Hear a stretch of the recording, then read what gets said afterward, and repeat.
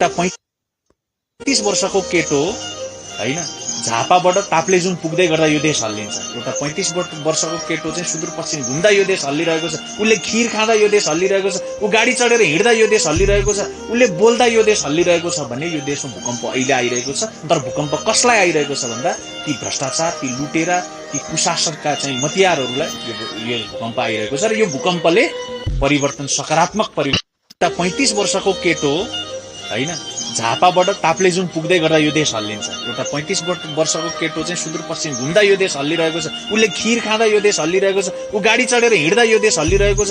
उसले बोल्दा यो देश हल्लिरहेको छ भने यो देशमा भूकम्प अहिले आइरहेको छ। तर भूकम्प कसलाई आइरहेको छ भन्दा ती भ्रष्टाचार, ती लुटेरा, ती कुशासनका चाहिँ मतियारहरूलाई यो भूकम्प आइरहेको छ। र यो भूकम्पले परिवर्तन, सकारात्मक परिवर्तन।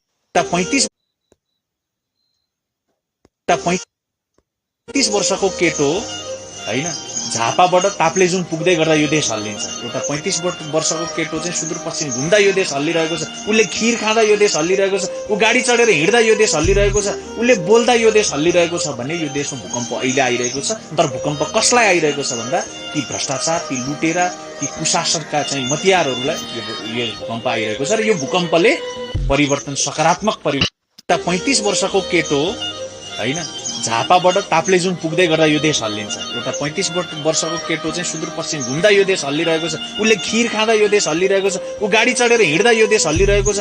उसले बोल्दा यो देश हल्लिरहेको छ भने यो देशमा भूकम्प अहिले आइरहेको छ। तर भूकम्प कसलाई आइरहेको छ भन्दा ती भ्रष्टाचार, ती लुटेरा, ती कुशासनका चाहिँ मतियारहरूलाई यो भूकम्प आइरहेको छ। र यो भूकम्पले परिवर्तन, सकारात्मक परिवर्तन। 35